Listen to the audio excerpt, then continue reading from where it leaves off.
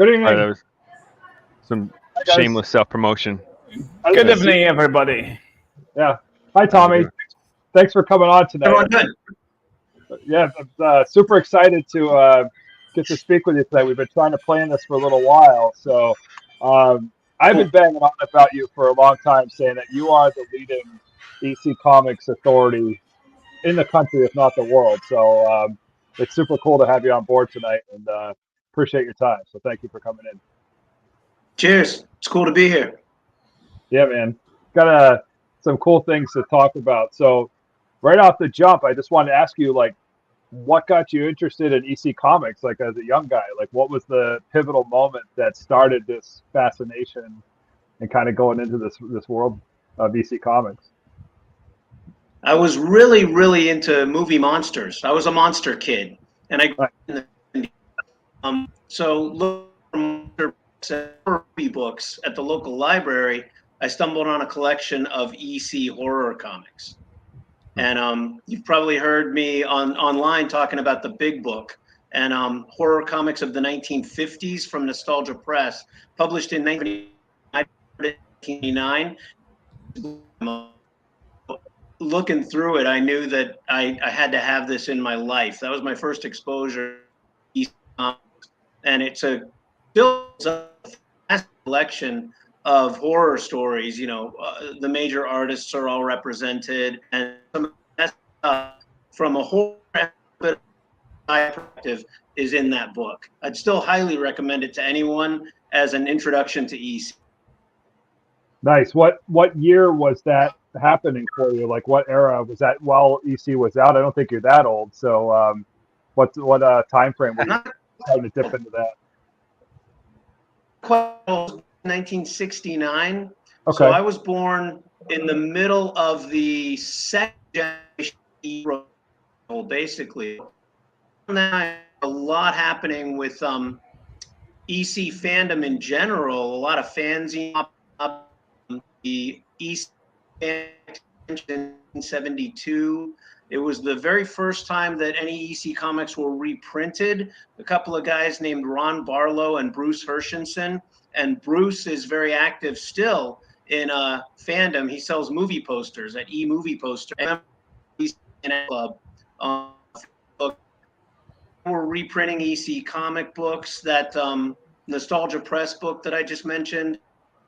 The Tales From The Crypt movies from Amicus, also around that same time. So I discovered it a little bit after that. I guess technically generation EC fan, but that was the era that I discovered it. There was a lot of ability that generations, unless they were first generation comic buyers, didn't really get to experience that I and I was 10 years old when I discovered them. So very impressionable age. Awesome. That's the age right there. Yeah. Yeah, that's a key moment. So I'm hopefully doing the same for my kids. I've been getting them some books and turning them on to some things. And they see the titles hanging on the wall. I got my wall of EC over here. So if you had to, it's going to be a hard question to ask, but if you had to pick one between all of the titles, Haunt of Fear, Tales, Weird Fantasy, if you could take one to your desert island with you, which title are you taking and why? That is hard. That's very hard because the Vault Keeper is my main man. Since the age of 10 years old, I loved that Vault Keeper. And I remember in the 8th grade in my art class, I painted a huge painting of the Vault Keeper. And God bless her, because there was a lot of blood and gore in the painting, but it was the Vault Keeper in his vault surrounded by, dead bodies and skulls and instruments of torture, and of course a bookshelf filled with EC collections. So but to be honest, one I feel the most are the Haunt of Fear covers by Ghastly Graham Ingalls, and these books, narrated by the old are just hard to beat. I think for me they're the apex of horror in comic form. To this day, I don't think they've ever been bettered.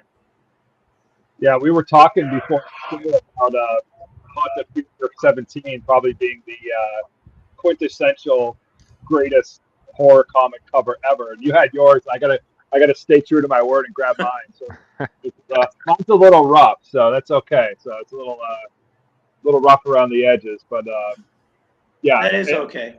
There we go. I love it so much. The shirt's made right, so so there we go. The long lost brothers off the assembly line. That's awesome. Was that printed There we go. on demand? Oh no, this Thommy, how many copies would they have made at an era like that? Do you know what they would have done for like a run total back then? That Mad was topping out in sales at one point as a comic book in like the 700,000.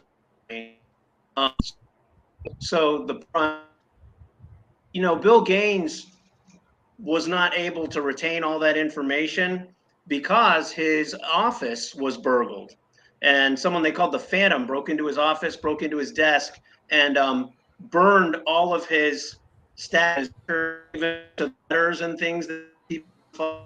But if you figure like $750,000 at the top end, still there. I bought in 1985 at a used bookstore, my brother and I, and he was loved that issue as well. And we would score an original copy, and sure enough, we were able to pick one up. But that's one of those big nostalgia press. In that as you know, Joel, Haunt of Fear number 17, that story, Horror We House by You, classic. Yeah. The images that he drew in that story are nightmare fuel. Oh yeah, I think he probably peaked out with that one. I don't think there's any other one that maybe exceeds that. I mean, there's some covers that are just phenomenal when you look at those too. I got a couple others on the wall. I got 21s up there looking at my wall. Yeah, good times. Yeah. So as well. I'm sorry, broke up a little bit there. You're a Haunt of Fear man as well, then. Yeah, I'm more of a Ghastly fan. Just I like that style, and then Jack Davis is probably my other guy. So Tales are up there too. So there's a few reprints. Tales. I have a file copy from Johnny Craig of Door to Nightmare is on my wall too. So I was able to get that from what's his name, Russ? Is that the guy that was doing the auction? Roger's the one selling the Craig stuff. Who was it? Roger Hill. Roger. Yeah, there was an R, so I was in the Craig Hill. Yeah. Is the EC Fan Addict fanzine, and he's been involved with Squatron, fanzine. Their issue, but issue 1 was 1967, so you can see there's been between 1967 and just week the 14th issue came out, but Roger Hill has been actively involved with every issue. His post with the Craig, all of those Johnny Craig file copies and prelim sketches and things like that. Congratulations on. Yeah, thanks. That was a late night 2 days for probably liquor fueled and induces. The only way to bid. Right? Were we doing Livid stuff at that point when you got that one? I feel like I remember you texted me about it. Yeah. Sure. Yeah. I was thinking, so because coming up in an issue of one of our comics, there's going to be some zombie type things going on. So I was thinking you could do an homage to that cover possibly for Yule 3. Yeah. That'd be I don't cool. know. That's the way the ending now, right? That's gonna be spoiler alert. Yeah. No one knows what I'm talking about. No, they don't. That's very loose information. It's not. All right. It is. All right. Yeah. If you harken back to those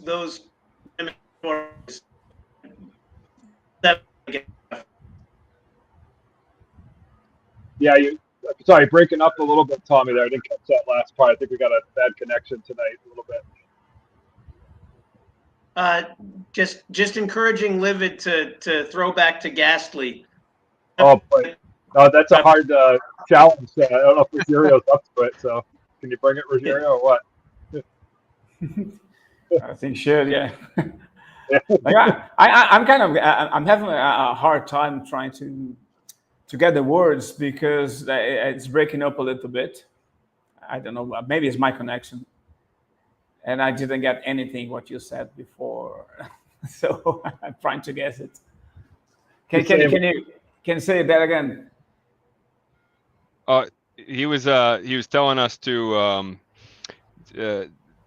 lean in on the inspirations of the classics there, and Joel was asking you if you could bring it, if you thought you could handle that with your artwork. All right, that's a kind of it's a compliment, and is a yeah. You know, when we talk about the inspiration, it's kind of hard because sometimes what drives us it's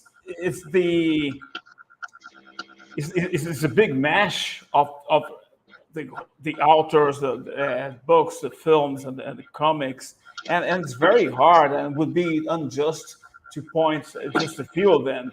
I think it's a big mixture that we bring to life and we express it on our own work. So I don't really know how to answer to that. I don't know. I feel like on like the writer's side, like you know, I don't want to copy other authors, but at the same time, like you read so much of one author, it's gonna just be in your blood, you know. So I'm sure, like Joel is very inspired by the EC stuff. And I remember when he was starting to draw Yule, you were talking about how you were inspired by that old school look. So, and I think you definitely got that.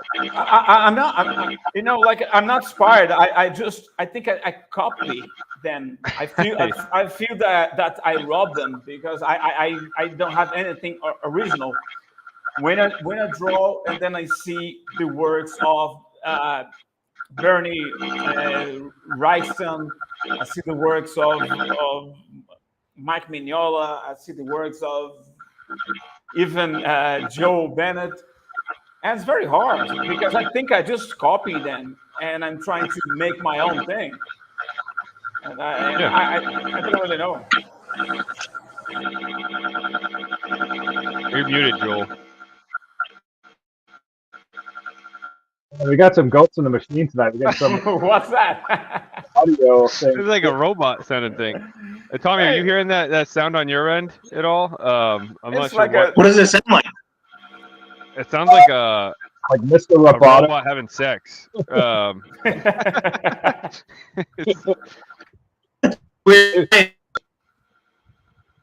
Yeah, maybe the Russian hackers are on us. So it could be. Maybe we got a crazy. Oh, audio. Ukrainians, They're- maybe. Very interested in EC. I think they are trying to hack in. Yeah. Don't want this moment to happen. They don't want this to go down for sure. Yeah. I don't hear it, but that might mean that it's me. I tried muting you quickly and it was still there, so I don't think it's you. So you're off the hook. So all good. So something very ghastly is going on. Yeah, it's Yeah. a weird audio night, that's for sure. Cass. For Yeah. sure. It's Well, better now. you mentioned can you hear me all right? I wonder if anyone else can hear me all right. No, this You is mentioned good. Jack This is the Davis. best we've had all night, actually. Yeah. Okay, good. Let's roll with this then. All right. Yeah. Good. It's stable now. Tales from the Crypt. Obviously, a lot of people know the TV show, and a lot of people came through that to discover EC Comics. But 1981, when I was 12 years old, my first real EC was a Tales from the Crypt, and I happened to have it handy. So Nice. There we go. that is the first original EC that I ever bought, and that was at a comic convention in 1981 that my parents took me and my little brother to. And Awesome. you know, it was between this and those two original, and I could afford one or the other, but not both as a 12-year-old. And this is, I'm wondering what Why did I choose the babe in the circus outfit over the convict running through a swamp? I don't know. Yeah. I had just hit puberty. Maybe it had something to do with it. But Jack Davis definitely looms large in my imagination as you always remember your first. Yeah, I think, one of the most interesting things about Jack Davis is you expect him to be some really dark and shady character, but when you see interviews with, he's this very, I would almost say meager, for lack of a better word, polite Southern gentleman, and he kind of just seems like he may have regretted doing some of these grotesque illustrations early on in his career. So I don't know. Did you ever get to meet him or have any run-ins with Jack on like a personal level like that? Not one-on-one. So folks who are very close to him or his family or both, through the you're on about your extremely humble, kind of soft-spoken Southern gentleman. As he worked, and it wasn't until later that he would kind of re-educate himself with his work. And then he did some to which he was pushing the envelope, and a lot of that was due to the material Al Feldstein wrote for him. But some of the famous example is that baseball game story, Foul Play, and Jack later, like any full of EC fans and to do EC fanatic convention, he said, yeah, I think that might have been a little too much. The funny story about that I won't give away the ending for anyone who hasn't read it, but please seek it out. It's in Fear 19 multiple times, but it's a game, and it has a pretty gory, over-the-top ending. But at the time, to it being published, a friend pushing 90, and he was there, and he visited the EC offices regularly. His name is Larry Hart. Bill named him EC, and he once told me that he happened to be in the office on a visit at a time when Jerry DeFucci, who was at the time, and after that for Mad Magazine, said to Larry, they're having an argument in the office have gone too far about baseball. So even in the office, they knew that they were starting to get like green and the groups starting to flow a little more heavily. And I think after EC into they would up the ante a little.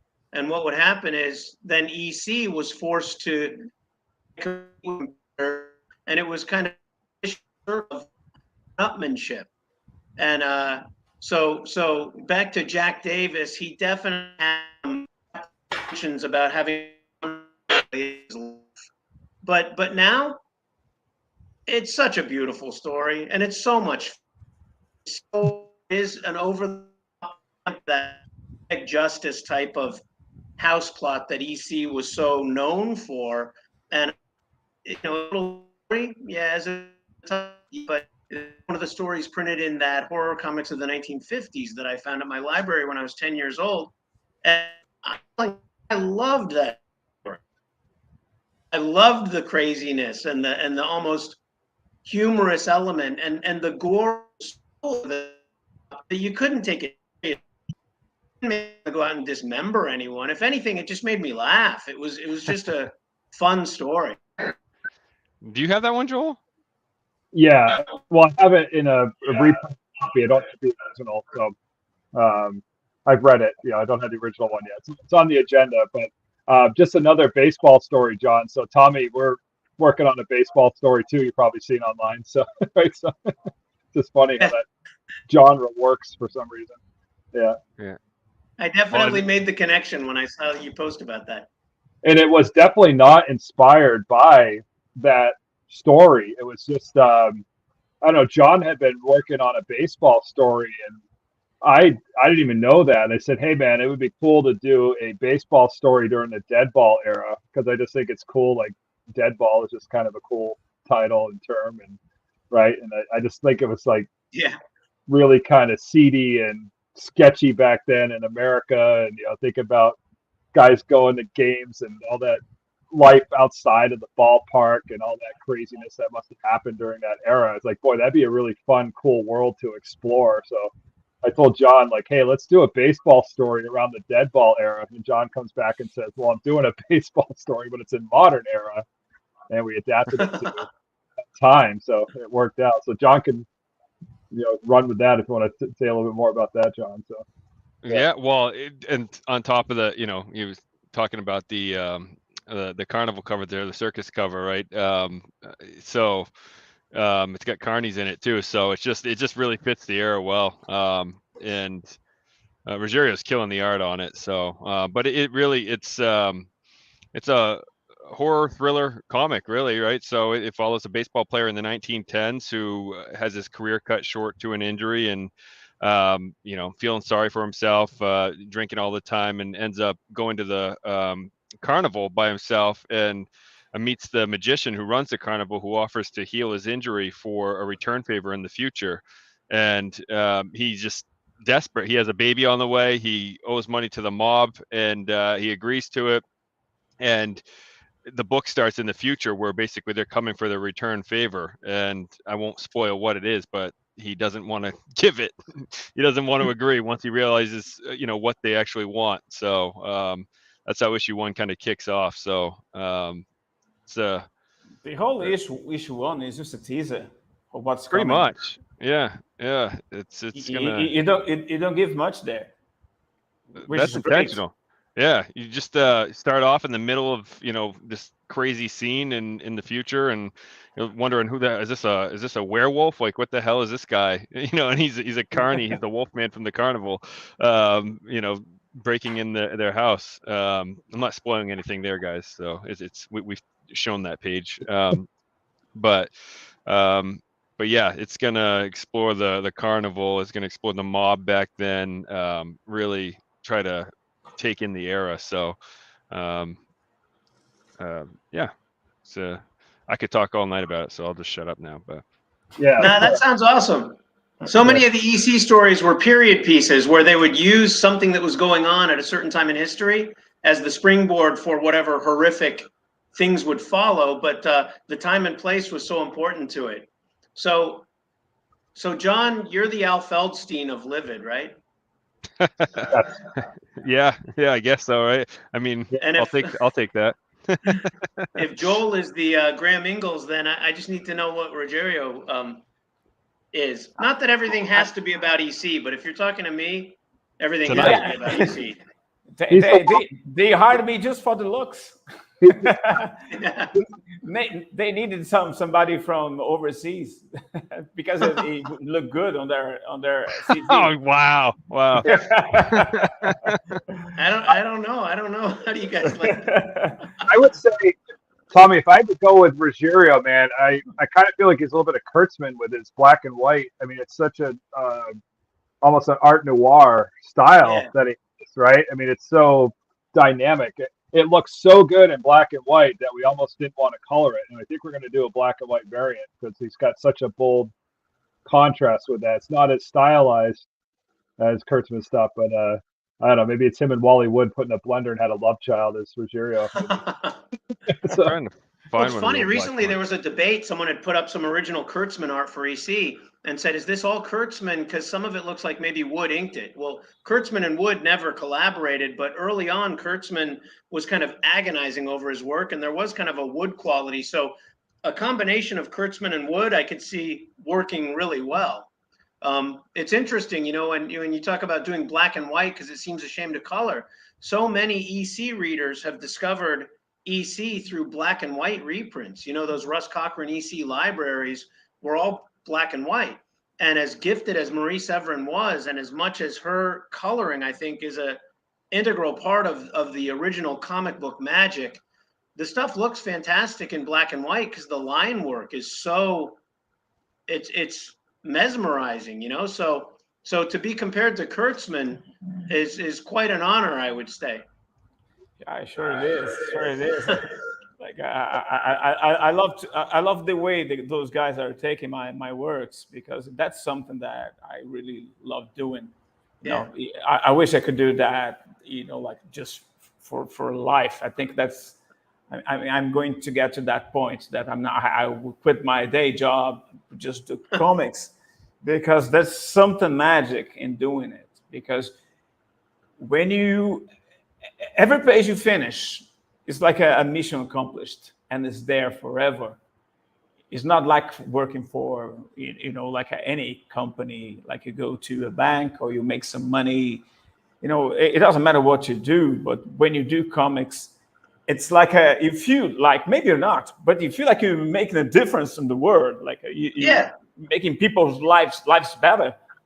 I like believing that.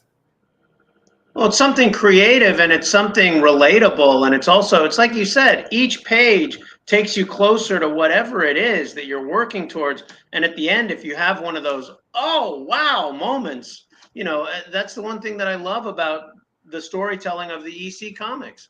It's taking you to this conclusion where very quickly EC fans got in the habit of almost this kind of self-restraint. You had to have the self-control to not turn to the end to see what the hell happened, because you're trying to guess the ending. So each page, like you said, it's all right, mission accomplished, where are we going here? And then you get that pow at the end where you just go, you might have guessed it a few pages ahead, or you didn't see it coming, but either way, it's a very interactive, visceral kind of a thrill, that form of entertainment. I would hate to ever see comic books go away. Absolutely. There's nothing like that kind of tangible interaction. Your imagination is at work. Yeah, Leo and I will draw a page at a time and not read ahead on script, because we don't want the ending ruined even for us. So we sometimes don't even know how the books are going to end. So that's our motivation to finish the page. Drives me crazy. I just want feedback on my script, and they're surprising themselves as they go. I'm like, oh, come on. But I'm trying to find an old black and white picture from our Facebook page of Deadball, just to give an example here, but I'm scrolling back for. I could try to hunt something down. We have a question from the peanut gallery over here. It says, nice.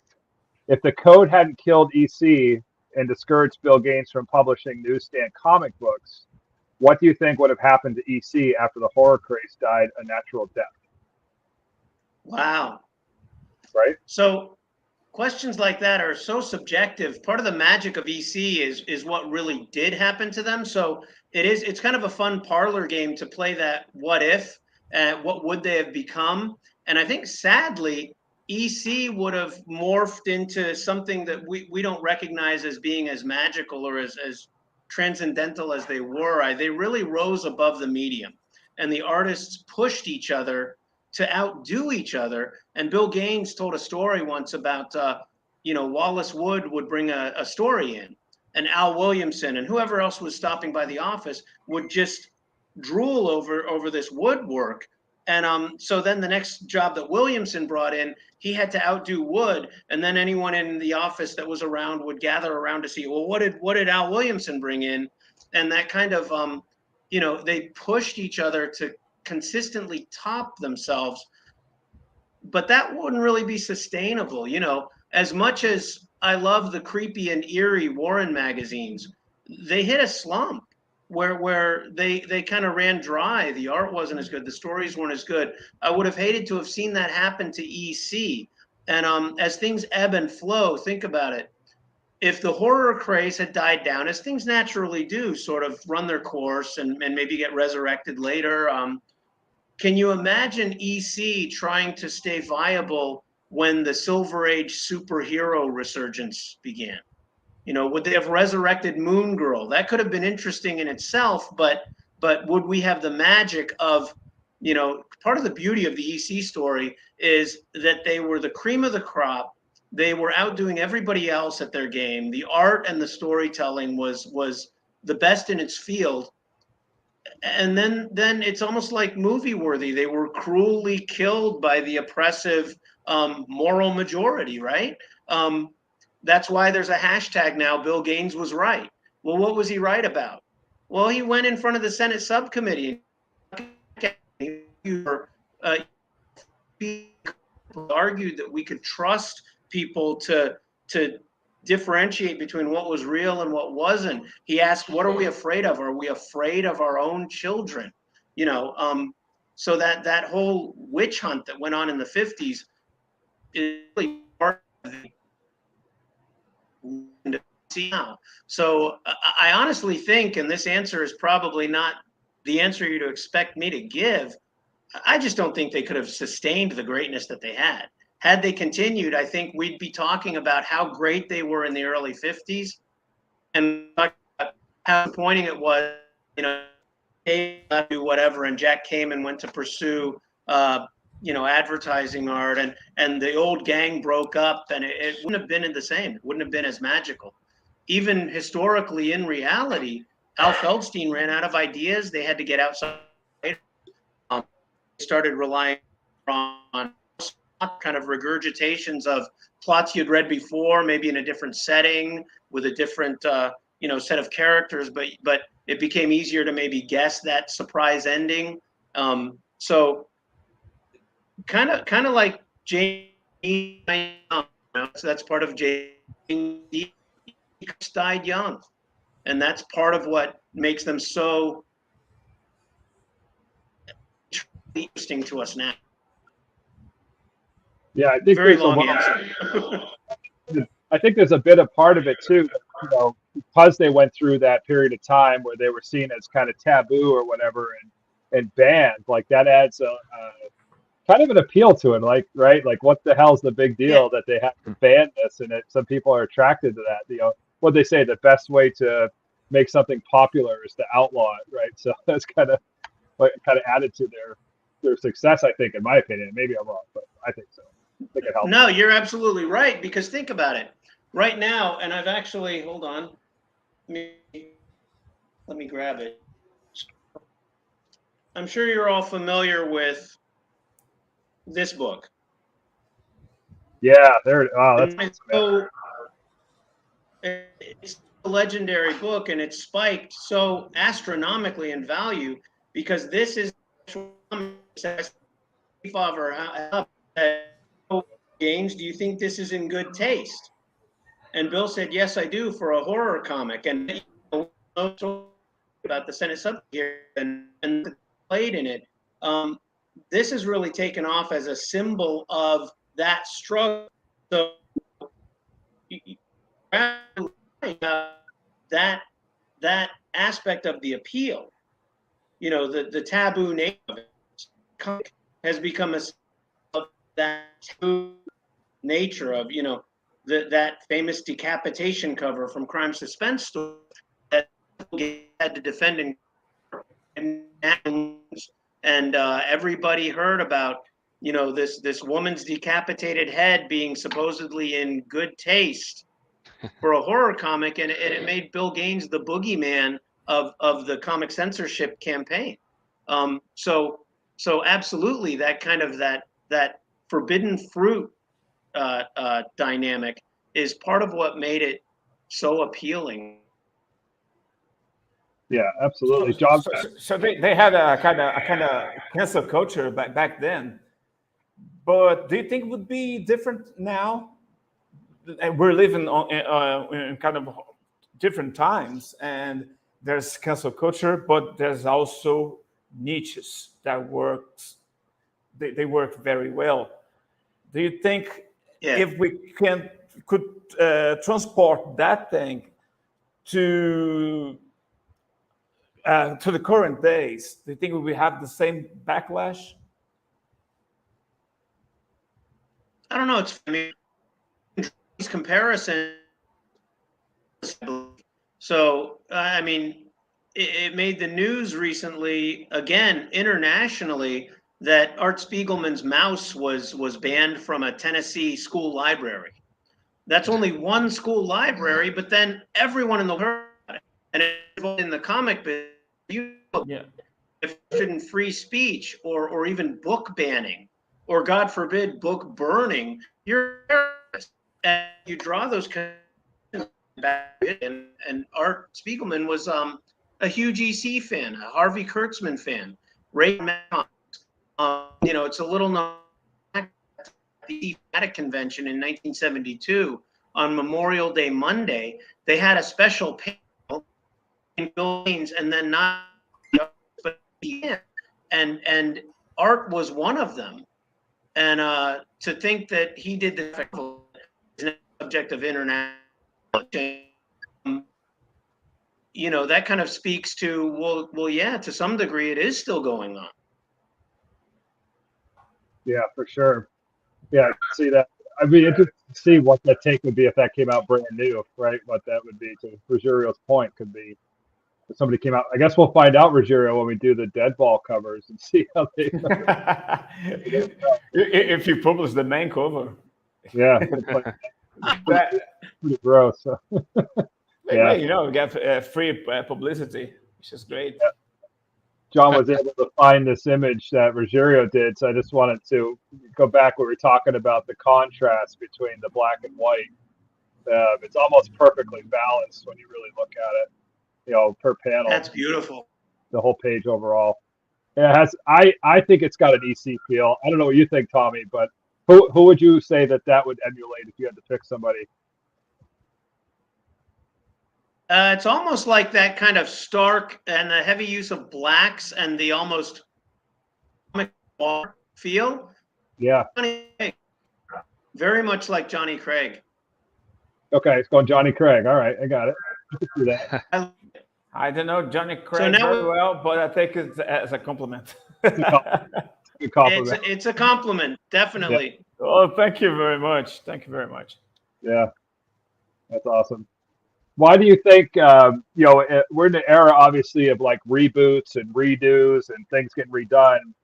Why hasn't someone like a Netflix dived back into something like Tales from the Crypt and, rebooted that, or picked up something like Haunt of Fear and gone with that too? Is that a copyright issue or a rights issue, or do you know anything about that world and what that looks like? No, not all. Not in terms of Haunt of Fear. And you may remember when pretty recently, right before, coronavirus shut down, and 2 years ago, was a weird fantasy TV show. And that stalled out when kind of the world shut down. Haunt of Fear, there would be nothing stopping anyone from doing a Haunt of Fear series. Tales from the Crypt is still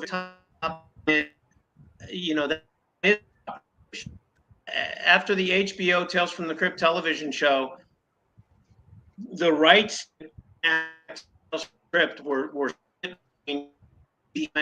and Joel Silver and HBO and it became possible. You also might remember the director of Sixth Sense. That guy was going to do a Tales from the Crypt reboot. Oh, no kidding. Died.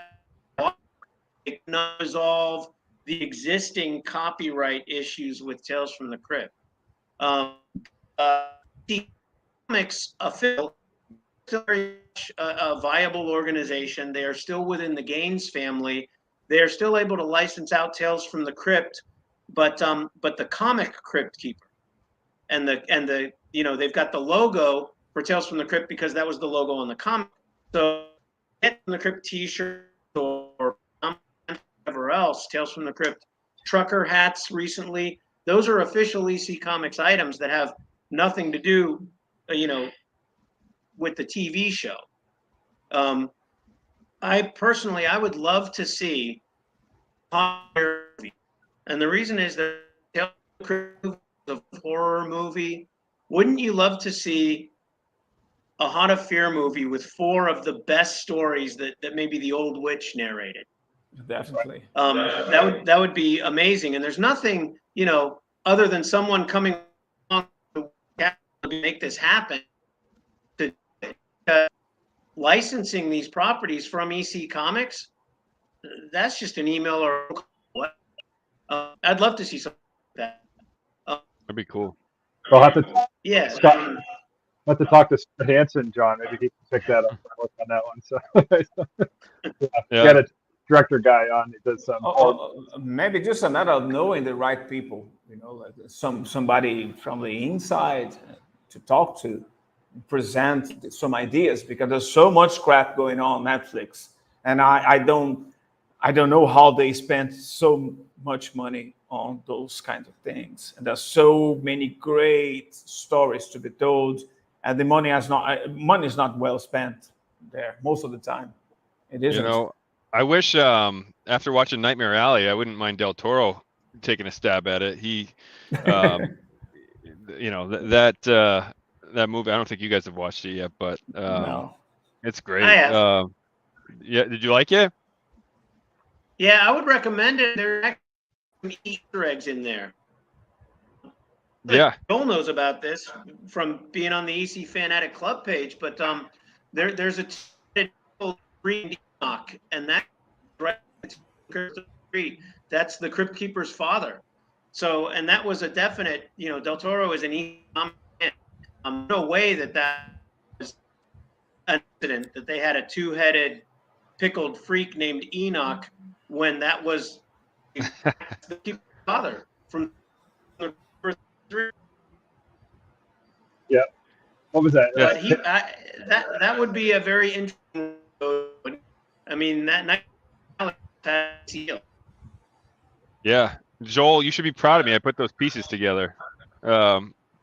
Watching the movie there, it just had the vibe too. So that's some of the. It's not, for a Del Toro movie, it's not a creature feature, like you would expect to see with some of his stuff, but there's definitely a lot of the horror elements to it. And what Thommy was saying, some of those scenes, those Easter eggs, definitely stand out. So, when they're in the carnival, fairly disturbing movie. If you haven't watched it, it's yeah, it's definitely disturbing. To your point about being able to call the twist at the, my wife and I were calling the ending there for a bit, but it was satisfactory though. We wanted that ending, you kind of like wanted it to come full circle to get where it did. I won't spoil it, but we were hoping that's where actually that twist ending. And I know it's an older story, but the way that he directed it and the way it was handled, almost and you're right. You could kind of see it coming, but it was very satisfying when it happened. Yeah, I would have been disappointed if it didn't happen. Like it's one of those endings where I want it to be right, because it just would have made the movie come full circle. But yeah, that's all I'm gonna say. I don't want you guys have to watch it at some point. I don't know about you guys, but I don't mind about the crappy ending. If they hook me in, it's all right. Yeah, I can be disappointed, but it's all right. You got my attention. I don't mind at all. Yeah. Think about it later. If you're thinking about it later, then it did its job. Yeah. Some of the best TV shows of all time. They, their finale is never going to make their diehards happy. Like The Sopranos, Game of Thrones, Dexter, any of the big TV shows over the last decade plus. It's just, it is what it is. But people talk about them. Like you said, Sopranos ending, everyone still talks about it. So. Yeah. So, what are some? Are you following any new titles that come out, Thommy, or are you just kind of live in the EC world, or do you follow, new horror books or thriller books or different titles that are modern? And if so, what ones are you currently following along with? I'm very aware of, and as the admin of the EC Fan Addict Club, I do get sent a lot of stuff to check out. There's that. I was just joking with someone this week about how I don't know much about comic history as a whole. I don't know as much about the Black Age or the Age, certainly not the Silver Age and the Bronze Age. I had a childhood fascination with Batman, and when I was a you know, there's a reason that I've become a go-to person for EC Comics. I have focused almost unhealthily so on EC Comics. There's nothing really current, and I think that's a little bit of embarrassment because I know people would want to go, okay, well, what, you know, what's the natural progression? And I could kind of trace that for you, but no, if you know, it would be to send me a copy of what you're doing so that I would be aware of it. Yeah, I think there's a lot of right. Yeah, there's a lot of new titles coming out that I feel are obviously influenced by DC stuff. We had writer Rio Yours on last week, and he's writing the sequel to Basket Full of Heads called Refrigerator Full of Heads. And boy, does that story arc just ooze with EC overtones and connotation. It's grotesque but zany and funny at the same time, to a point where it's almost obnoxious, but in a cool way. And of course, that's Joe Hill's book, originally, that he took over. So it's got, that vibe. And so I think you're starting to see some of that type of just a tone or inflection kind of coming into some modern title, which is really kind of cool to see. Yeah. Well, and what about like the things that get discussed on the Fan Addict Club page, like Red Room, whether love it or hate it, there's a lot of VC influence there, right? Sure. Yeah. Oh. Absolutely. Yeah. You see covers, obviously. That stuff, but yeah, cover homage and things, right? I mean, even the beer, right? The Tales From The Crypt there. That's it. Well, we had actually, oh, sorry. That's an official EC Comics. That's awesome. They officially licensed. It is some year. They've done 4 or 5, maybe they're up to more than that, different candidates now. That's actual Jack Day from number 39. So Tales From The Crypt is an ongoing series from Liquid Gravity Brewing, and it's comics. Kind of is still out there. So EC Comics, again, still with us, still viable. But there's new products at all. Yeah, I can't find those out here at all. You guys have to mail me off a case or something. I'm going to have to PayPal you some funds. That's a problem. I'm so spoiled being in California because they are in California. But very hard to get anywhere else. Yeah, it's too bad. I have to find it online or something to get some out here, for sure. Well, let's They're working on it. Yeah, that's great. John's putting something up here. What do you got, John? So we had horror author Ronald Kelly on like a month or two ago, and he grew up on EC Comics. That's what made him want to write. He wanted to be a comic artist, and then he ended up becoming an author, a horror author. But he recently he has kind of tapped into his art a bit, and he has a couple books coming out that are solely obviously inspired by the classic EC stuff, and he's doing artwork and everything in it. Joel, I don't think I even told you that.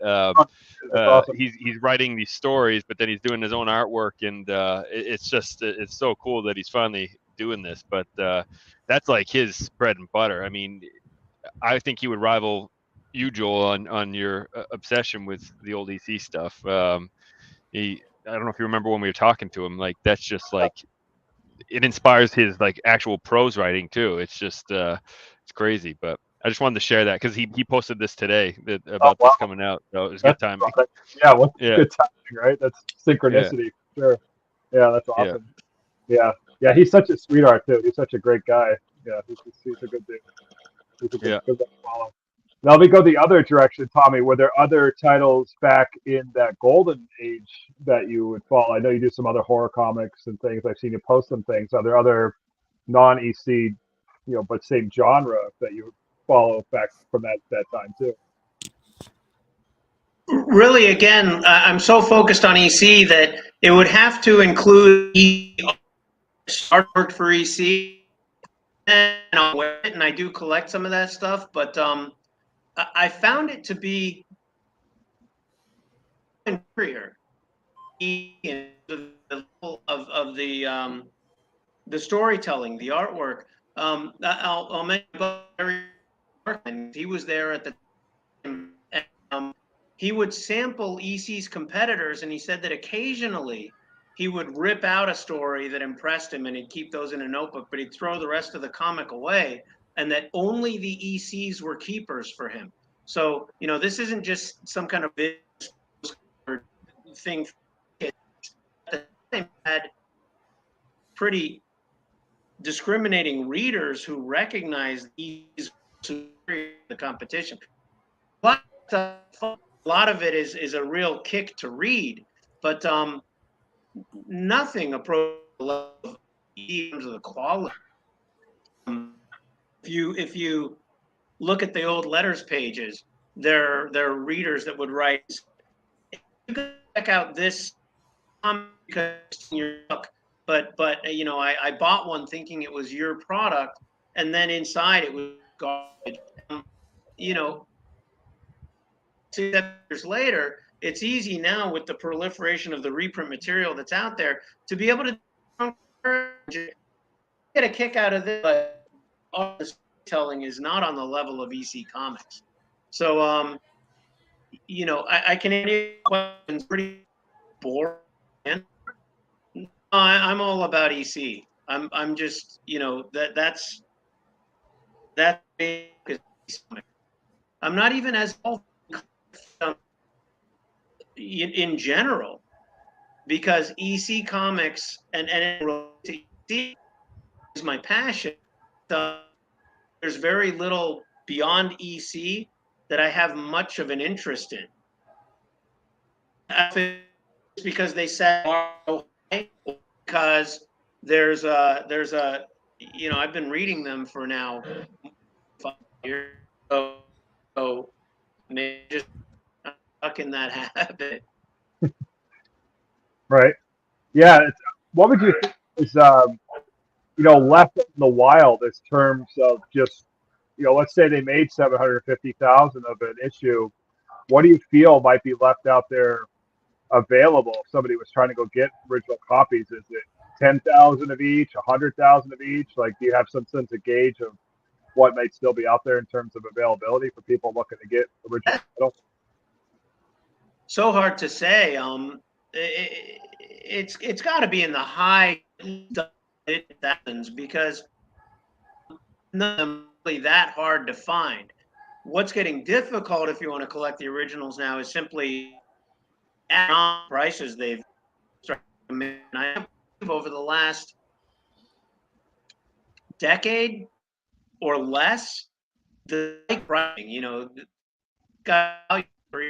and a lot of the pre-code horror and a lot of the golden age stuff is pretty useless.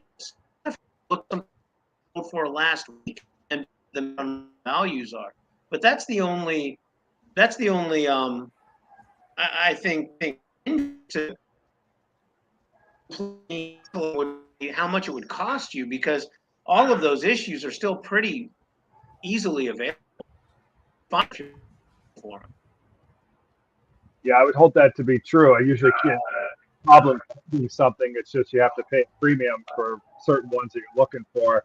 I told him I would make a plug on the show, so I'll stay true to my promise. But I was thinking of Ivan Briggs' auction coming up, and I'm in June, and I'm always just amazed at the amount of stuff that he's able to get in such a short period of time.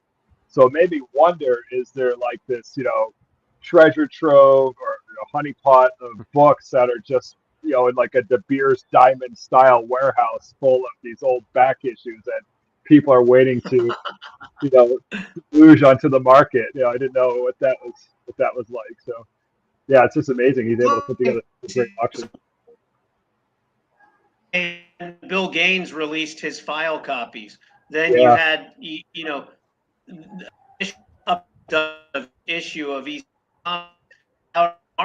in very fine to near mint condition, on that has never happened. Ivan, I have I mentioned earlier how EC's competitors could be a lot of fun. These auctions, auctions, they have unearthed some pretty impressive large collections of horror.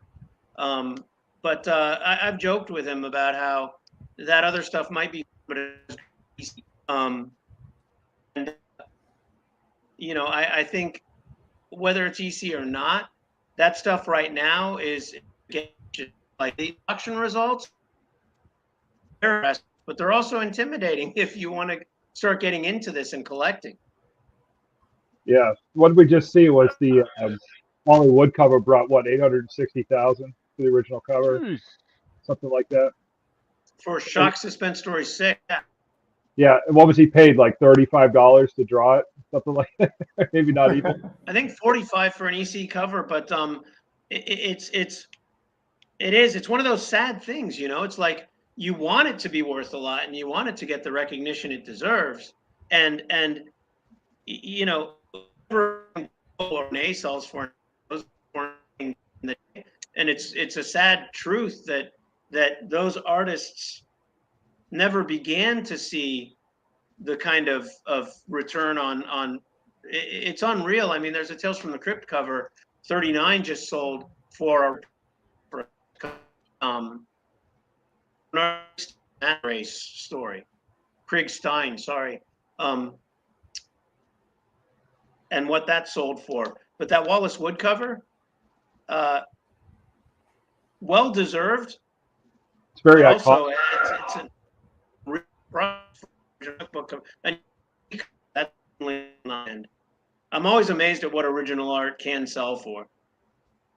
What's incredible, to your point, when to talk about IDW too, the artist edition, is that all of that stuff still exists. Like, was that Bill Gaines doing that, or like, how is that possible that every single page exists in that condition here 70 years later? What had to transpire in order for that to be so well preserved? You don't have any backstory on that, and who's holding the keys to that kingdom and what that looks like? Yeah, so Bill Gaines saved virtually every piece of EC art, every cover, every page of every story, with very few exceptions. There's from his vault, but mid Manhattan vault, he religiously saved and preserved EC art. I don't know if that on his part or sentimentality, or if he was just a freaking genius, because it was available to do his EC library sets. And that was the first time that anyone had undertaken a project to print virtually top. And every EC reprint project since then has sourced his shot. He could have done it if Bill did everything. So, once those books were published, then said, okay, now so we've shot every page of EC art. We've published these books. That came out, they went on original art. Now, what condition it's in now is kind of at the mercy of who has it in 40 years. So every piece of art that still exists is thanks to Bill. And those collections, I was humbled to have done the introduction for the movie, which is the EC. Yeah, I was surprised to see you in there. I was really happy when I opened that up, and I was like, "Oh, there he is! Like, that's awesome!" So that was a good surprise. Yeah. Well, I've been doing, and I think I've done 10 or 11 of them now, of the Fantagraphics EC Artist Library. The options for those. Scott Dunbier at IDW sent me an email and said, "Hey, I don't collect that particular. some of your introductions, your files on some of these, and at the time he kind of was just saying, I just the EC Artist Edition series, and so I thought, sure enough, but I've had the opportunity to view a lot of the original art up close and in. My art was still in beautiful condition, and the fact that they're able to scan that stuff for the EC, the Artist Edition, to Ghastly Graham Ingalls or Jack Davis or Reed Crandall, or they did a with full covers. They're entirely at the mercy of now private collectors willing to share what they've got. Yeah, that was preserved by Bill Gaines, and an astounding majority still is. But also, you have to be so thankful for so many private collectors who are willing to share what they own, so we can. And books are printed at full size, scanned from the original artwork, and those were twice up.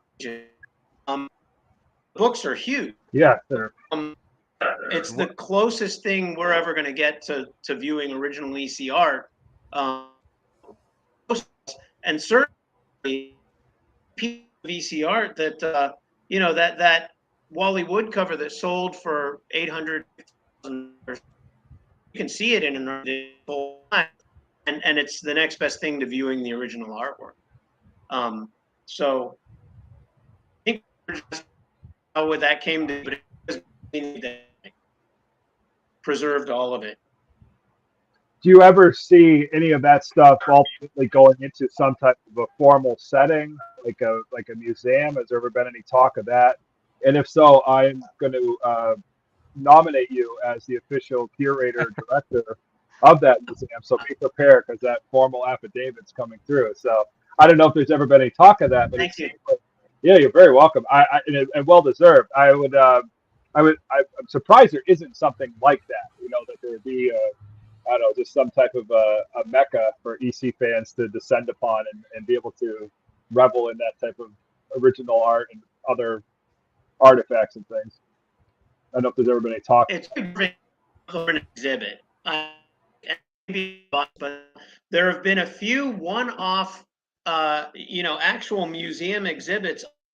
Art shows has traveled, and I think there's a lot of disappointment in the fact that when these are traveling exhibits, so you have to fly somewhere to see the stuff.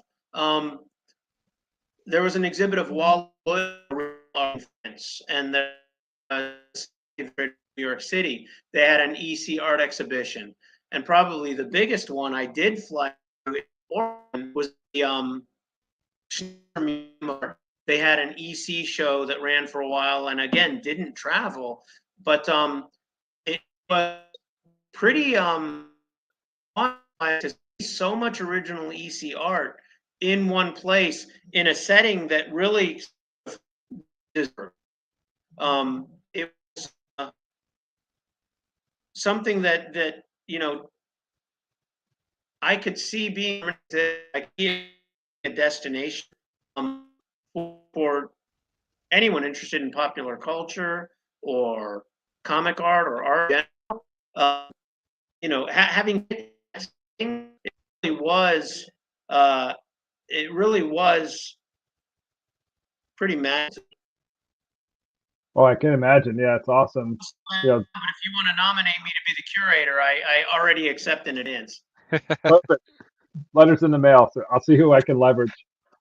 I'm a man of wealth and taste, so I got some influence. So I'll see what I can. I'll just stand around all day being. There you go. You just tell other people what to do. It's easy. I've worked at a museum before. The director doesn't really do anything, so it's kind of an honorary title. Yeah. Yeah. Thommy, I'm curious about the registration plates you have on the back there. Did you actually drive a car with that one? The license plate. Yeah. Mad. That's Al Feldstein's New York license plate. No kidding. Really? Wow. So, yeah. So Al Feldstein was the head writer and the editor for EC Comics. After Harvey Kurtzman, I don't get too deep in the weeds, but Harvey Kurtzman was the one that started Mad as a comic book, and Harvey Kurtzman is the one that transitioned it from a comic book to a magazine. But he ended up leaving and severing the partnership with Bill Gaines. And at that point, Al Feldstein or EC Comics was in Bill Gaines to edit Mad magazine, which he did for almost 30 years. That Mad 1 New York license plate is actually Al Feldstein's license plate. I don't know if it was the front or the back bumper, but that's one of his actual license plates. That's pretty wild. The owner, so, you know, we joke that if we can get a car, then we can, you know, put him back on the road. That might worth a lot. Yeah. That's a piece of history you have there. Yeah, that's awesome. Very cool. Yeah, when you think about things like that, like I think I made this post on the group before too. There really isn't a lot of, you know, classic EC, I guess, merchandise or I guess marketing material. Was that just because it got destroyed, or was that really not something that they did during that era, like to help promote their books? Was it just the book? I mean, you see a Marvel They everything. actually, not a lot of merchandise from that period, about early 50s when EC was going. For their time, they actually were pioneers in they did premium, an official fan club, and that stuff now, those components are extreme. If I can get these in the frame here, this is the Crypt Keeper, the Vault Keeper, and the Old Witch. These are that they would. There's the Vault Keeper. Yeah. These were advertised in the EC Comics at the time, and they were offered at. But all of these are Johnny Craig in makeup that was applied by like Keeper, the Vault Keeper. These were the first EC premiums, and so they did offer things that were not actually comics. There's, let me see if I can get this. There's a club patch, and with a patch and a pin and a certificate and a wallet card, and those now are extremely highly sought after. The Ghoul Lunatic photos, there were, I think, each. Their membership topped out at 23,500, right around there. So a gauge of how many out there, but they're extremely rare. And so there wasn't a lot of T-shirts, action figures, or anything like that. So they did get all that, offering those kind of premiums, but most of the kind of things that you're talking about came later. And up now, like DC Comics for merchandise. Creepsville 666 really, both official EC Comics merchandise. Yeah, just not a lot out there. It's unusual stuff, right? So I know, like, what was it? The ashtrays were popular from the restaurant to the office, right? You see those come up from time to time, right? I think I made a reference of that in our chat today. So I'm thinking about the ashtrays that you see, and that'd be cool to have. I like smoking cigars, so it'd be kind of cool. You mean Yeah. Oh, that was Patrici's. Yeah. Right. There's a tray on my desk. Let me see if I can. So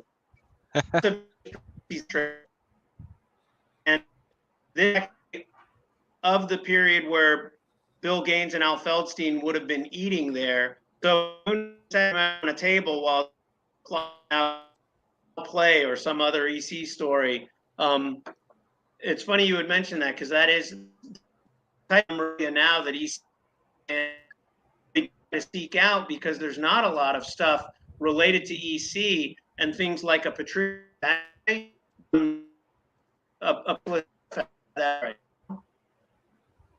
And before anyone worries, I don't ash my cigars in that section now. Hope not. Yeah, they might have to go into my collection, John. I might have to source one of those and get that added to the cat head. I think it's the cat head ashtray. It's got to go in there. Yeah. They're out there. I've had 5 Patrici's ashtrays, some distance, and I did Grant Geisman for one of the Patrici's ashtrays he had that I didn't have, and other now he got a twin for the ashtray that I just showed you, and I hope he's not ashing his cigars in it either. But they're out. Somebody's gonna have to hop on some reproductions of that. That'd be slick, you know. Do some of that too. So, be pretty cool. I think that design for that rest. And can you imagine? You'd have to really be like in the know if you saw someone wearing a Patrici's T-shirt. Yeah, that's true. That's right. If you see someone wearing one of those, that don't challenge me, Tommy. That might have to be my summer new attire. I think John's going to see that on the show. I might put that together and put him out there. So perfect. Yeah, that'd be real slick. I like it. That's a good idea. Yeah, that's awesome. Yeah. How did so like all the Fright Rag stuff, right? Speaking of shirts, they're putting that out. That's all licensed, that right from Gaines Estate, or how does like somebody like that go about getting the rights to do something like that? Do you know about what that looks like behind the scenes? Yeah. So EC Comics is still the Gaines. You know, people who think that their stuff is in the public domain or that there's no one kind of can tip anymore. I always try to point out to people that not only is EC Comics still the game, ECcomics.com. There's a page you click like stories. Recently did Tales from the Crypt baseball caps and T-shirts, horror T-shirt. EC Comics lounge pants, which are, I'm not shilling for them, but the lounge pants are extremely. I own. I'll sit with that. I own. Okay, you got a pair? Yeah, he does. He does. They're great. Yeah, and pajama pants. And Creepsville 666 did some nice enamel pins of the pin. They had a trucker cap that they did. A lot of Crypt Keeper T-shirts. By comparison, evocative of the comic book covers, and the Creepsville 666 T-shirts are more a little more edgy, alternative, kind of a goth vibe with the Crypt Keeper featured. But both Sweet Hollywood. I don't know if you heard about that, but there's a candy store in Hollywood called Sweet Hollywood, and they've got official EC Comics candy bars. Oh boy. And so the packaging and all the recipes are different. So there's that Miss Crime Suspense.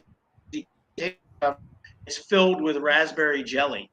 So they put some thought into the candy bars and how they relate to the comic covers they chose. And then, of course, I showed you that Tales from the Crypt can. So there's EC. There's obviously the pins. I would encourage anyone that feels like they have a new concept in touch with EC Comics. That's actually, you know, it's the Gaines family. There's love to see that wouldn't be hard to make happen. It's just a matter of getting the licensing squared away. Keep it alive. Yeah, that's awesome that they're that accepting. Still approach them with that stuff too, for sure. So, yeah, maybe we can see some Haunt the Fear show in the future. That'd be awesome. I wanted to also quickly ask: do you feel that? Well, just thinking about. Let me rephrase it. Thinking about Gaines having the foresight to ask somebody like Ray Bradbury to come in and write with them. Do you think that Ray Bradbury helped accelerate EC, or did EC help kind of accelerate Ray Bradbury on some of those stories? I think it was a winning partnership for both. It was a win-win. A lot of readers were exposed to Ray Bradbury due to the and you know, for EC Comics, I think respected writer, and to see that little blurb on the covers that say you know, his name was the adaptations were in at San Diego Comic Fest a couple years ago. There you go. I was with someone from the Ray Bradbury Museum talking about that relationship, EC Comics and Ray Bradbury. It's people watching already know the story about EC doing unauthorized adaptations. So classy, write to them and not say, you know, you ripped me off or I think you may have gotten my royalties, or you know, you owe me for this story, and you busyness of so Gaines and Feldstein did the right thing, and they paid it and took, you know, part of his letter, but could, you know, some adaptations and form an official partnership. And you know, I don't think it was a party. I think it was a win-win for both of them. I just speaking personally, I've been Bradbury other as a famous writer, but my exposure to his stories initially was through the EC, incredibly just written stories. And I think you know, credit to Al Feldstein, he was such a right artist to get the best effect out of those Bradbury adaptations. And Brad wrote EC, such a beautiful job. And he would even write in suggesting, I'd love to see such and such artist do this. And Bill Gaines would watch it happen. He would say, well, all right, stay tuned. Look at the next issue. Just you know, there were adaptations. I have cried reading some of those stories. They were so well done, but also so emotional. And it's just a beautiful partnership for both. I'm going to take this opportunity to say that one thing, and for all of these people that I've been involved with or written for, we need a collection of Ray Bradbury East. That was a beautiful single volume book, and we still haven't had in the 60s. There were EC Comics Ray Bradbury adaptations. Autumn People was horror story, stories. They were paperback sideways to read, kind of like the Mad paperbacks. Oh yeah. Same format. They take the sideways. So I would definitely love to see a creation of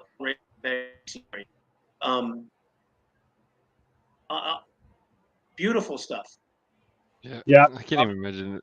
I wish I was a kid. You know, if I was a kid back then, that would have been like, I don't even know. Like, I can't even imagine, because I know my style. I know I would have even now today. Like I love Ray Bradbury stories, and EC would have absolutely been, something I would have been obsessed with as a kid back then. So I'm sure like kids back then, when that combination happened, were like just mind blown. It's just cool to think like in their shoes, like picking that comic up, being like, holy crap, like this is awesome. That's the whole thing. Guys, in the 80s here in Brazil, we had a Brazilian version of the Tales of the Crypt. It was called Crypta. It was a book. We had original stories from the Tales of the Crypt. Also, the editor would put in some Brazilian artists and writers, and half of the book. It was amazing. But the thing is, it was age restricted. You had to be over 16 to buy them. When I finally got at the age of 16, and it wasn't sold anymore here, which was a shame. Did you have the kind of age restriction there? Thommy looks like he's about to grab something here, like he was prepared for this. Okay. No, sorry. I froze up for a second. I thought you were like, I thought you were gonna blow Rogeria's mind for a second.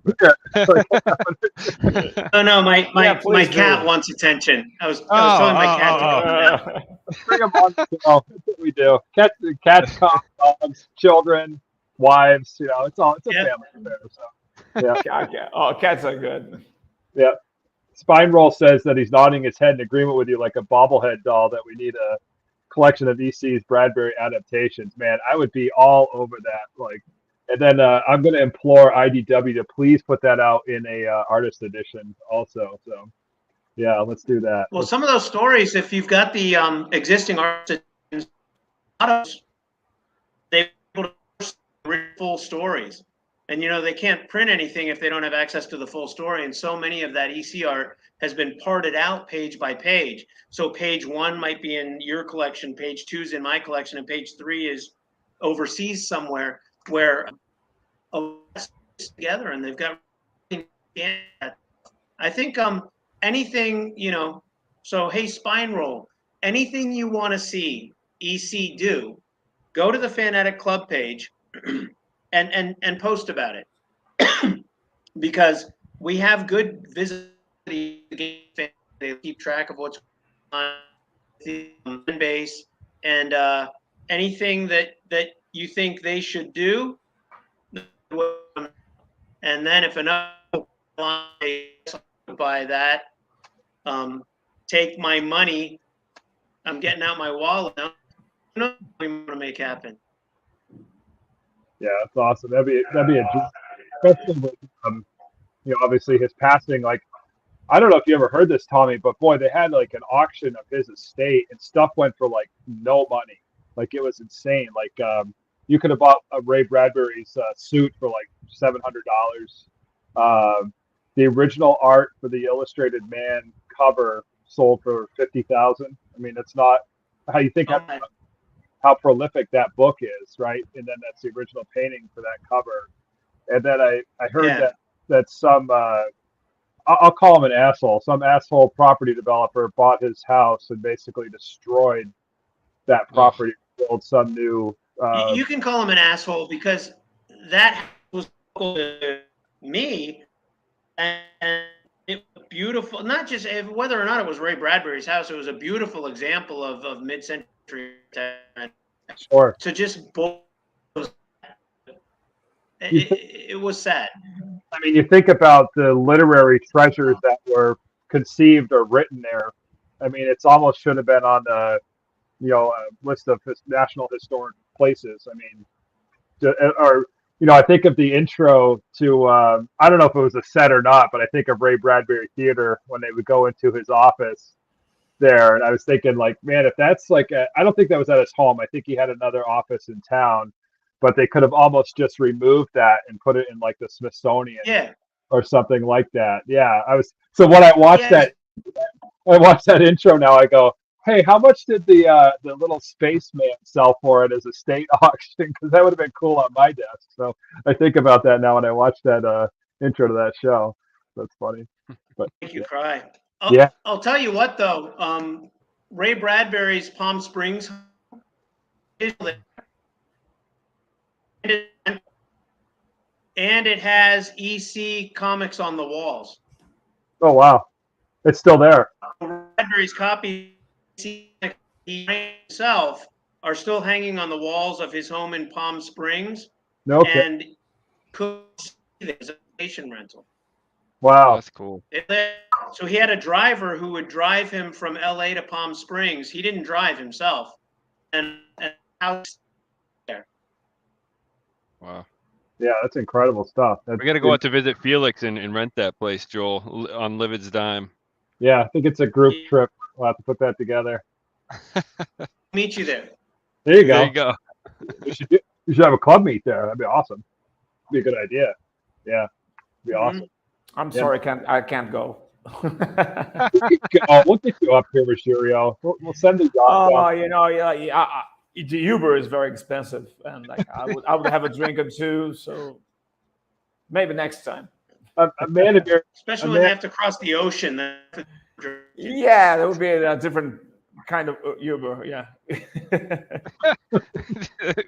On the boat. Yeah. Oh man. Yeah. Awesome. Well, we're coming up on the hour and a half mark here, Thommy. So I think probably wrap it up for the night. I'm pretty tired. I worked all week and been kind of a single parent the last couple of days. On the coast, see, I still have time to party. I wondered if I was going to be able to talk. I'm sorry.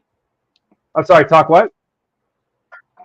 For 1 hour. So silly me. Well, you haven't talked with us yet. We can ramble like Joel said. So especially when this is Joel's like bread and butter right here talking about EC. So we could have talked 3 hours tonight if we wanted, but we will do a part two. We didn't even get into Mad Magazine or any of the other stuff. So we could absolutely do a part two because we're looking for awesome guests like yourself to come on all the time and talk with us. So yeah, it's been a real. There's so much more to cover, right? Yeah, we didn't talk about Matt. I'm a big fan. Yeah, you got 3 minutes till 90 minutes, Rogerio. So if you want to throw a quick Mad teaser in there, you hit it, buddy. So talk about Mad, yeah. We of course we had the Brazilian version of Mad here, you know, with the Alfred Newman covers and everything, and that was so big here. They used to sell, if I'm not mistaken, like a 700,000 a month in the in the late 90s, and was big. And I became friends with the editor, who died like last year. And because I used to send letters back then, you know, make comments. And the Brazilian guys here, they were as good as the Americans. And that was amazing because it was so, I would say they would match so well, you know, even the artists and everything, and was so big. You could find the Mad magazine everywhere. And if you go to anybody's home, you see a Mad magazine, you know that somebody there is cool and you can be friends with.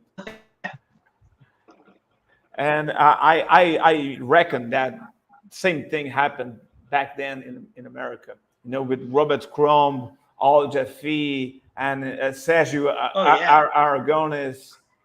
And it was huge here, so big. And I kind of, God, those are the Americans. They're taking the piss out of themselves. Those guys are great. And like I grew fond of that kind of humor. And I don't know how it was there back then, but I reckon it was as big, maybe bigger than here. Oh, yeah. That's definitely something to talk about. That could be a part two because Matt started and then you know, I'm talking about the influence of EC, but it's hard to even get your head around the and how far whether it's humor or satire or just taking the piss. I mean, Matt said it. tear down any institution. Oh yeah, we'll talk about do you crease the rear cover, or did you kind of just not try to crease it but see what the image was on the back inner picture, right? The trifold, like that was always the balancing. I forgot about that. You just said that. Actually, that's hilarious. I remember that now. As a kid, Yeah. I respected the integrity of the books, because my brother was a comic collector too. So I kind of was following my big brother, and he always tried to be very careful to not make a crease, but try to see what the image was in the back. So, yeah. It's very hard to find them not folded. Yeah. Yeah. But at a certain age, when I got into preservation and I would measure that. Okay, here's the gag. I can't really see what it would look like, but I wouldn't even like bend them. I would like automatically do. Now you can just Photoshop it and move it over, right? Yeah. What's going to happen? Rogerio's going to have to find you some Portuguese examples of some of those books to get them over to you. Oh yeah. Yeah, we could make that connection happen. So yeah, when he sends up his book plate signed for Deadball, we'll have him toss in a couple Portuguese EC variants for you. Throw them in the mail. You can do that. There you go. To plan what I can have within arm's reach, but you were talking about Johnny Craig file copies, and I've got Mad 24. Mad. Oh, nice. Yeah, I'll dig that out. Sure. Yeah, let's do that. We'll get you on the calendar. Maybe in a couple months, we'll do a part 2, and we can do a Mad issue. We can just dive into that world for a while. That could be cool. I would love that. Yeah, let's do that. All right. In the meantime. Yeah, we'll give you the last word here, Thommy. So send us home, buddy. Send us into the weekend here. Do it in style. So let's go. Well, thanks for giving me an opportunity to talk about EC Comics. It's my favorite thing every day. So and I like I say, I'm looking forward to Deadball now. Yeah, send me your address. We'll get you a copy. We'll hook you up. We appreciate it. All right. We Sounds adopted. like it might be like 3 months, but we'll get... Yeah, we talked to the printer. The print that's a real problem right now. It's the paper shortage. So John was just talking to our printer today, and they're saying that on a good case scenario, it might be 6 to 8 weeks. Just for a book. So wild times. Yeah. I think number 2 is going to be ready. You're going to be done. Before you're going to be 1. done too before we get one in hand. It sucks. Yeah. You were done the art in like 4 months ago. Like it's ridiculous. Probably more than that. That's crazy. Yeah, I mean, obviously we had the color after that, but I'm just saying, like, I never would have thought in a million years we wouldn't have this in people's hands right now. It just sucks, but yeah. Anyways. And we're all in it together, so it is what it is. Yeah. Be patient.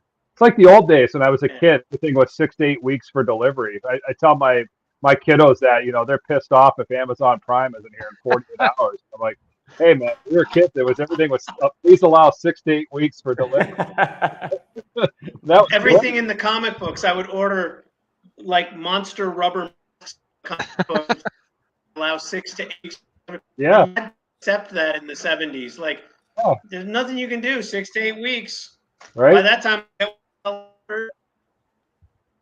And you forgot it was coming. With kind of some. Yeah, you didn't have an app to track it. You didn't say, "Oh, look, pull up the Amazon app. Oh, it's 2 towns over." It'll be in the